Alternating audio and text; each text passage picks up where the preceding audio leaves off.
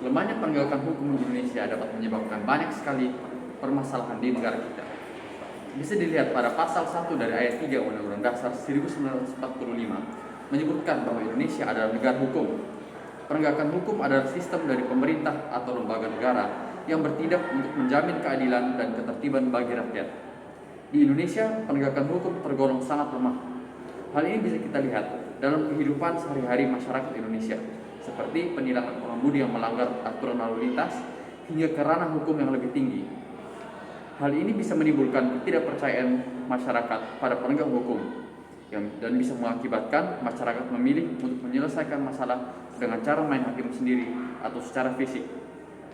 Ada beberapa penyebab lemahnya penegakan hukum di Indonesia. Antara lain adalah kualitas para penegak hukum itu sendiri, rendahnya moralitas para penegak hukum yang mengakibatkan kurangnya komitmen, dedikasi, serta profesionalisme kerja. Dalam kenyataannya, masih banyak penegak hukum yang mementingkan dirinya sendiri dibanding kepentingan negara. Hal ini terlihat dari banyaknya tingkat korupsi para penegak hukum, dan pada saat tertangkap, para koruptor tersebut dapat dengan mudah dibebaskan atau diberi hukuman yang sama dengan hukuman seorang pencuri ayam. Hal ini juga berkaitan dengan praktek suap yang sudah membudidaya di Indonesia, sehingga pada masyarakat Indonesia, orang miskin akan sulit mendapatkan keadilan, sedangkan masyarakat yang berduit akan mudah mendapatkan apa yang mereka mau, yaitu kebebasan dari hukum. Lemahnya penegakan hukum bisa berpengaruh negatif pada sektor kehidupan yang lain seperti sektor ekonomi, politik, budaya, dan hak asasi manusia. Bagaimanapun upaya para pakar ekonomi maupun politik dalam mengatasi ketimpangan atau ketidakadilan ekonomi dan politik akan sia-sia jika penegakan hukum belum ditegakkan dengan benar. Ada beberapa cara yang dapat diusahakan agar penegakan hukum di Indonesia berjalan dengan lebih baik.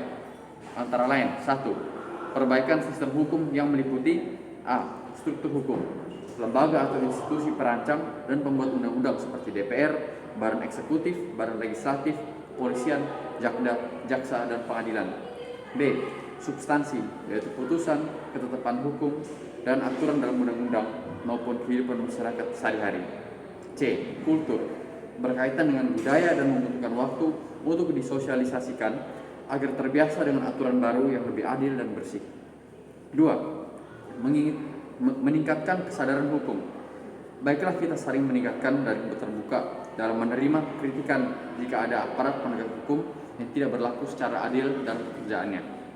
Oleh karena itu, mari kita sebagai warga negara Indonesia, dari tingkat masyarakat sipil yang paling bawah hingga pada aparat penegak hukum, bersama-sama berusaha meningkatkan kesadaran mengenai pentingnya keadilan dan kesetaraan tanpa diskriminasi dalam penegakan hukum, serta budayakan untuk menghormati dan menaati peraturan yang berlaku dan tidak mengutamakan kepentingan diri sendiri atas kepentingan orang lain atau negara kita. Sekian dari ceramah saya, terima kasih. So, go and get it.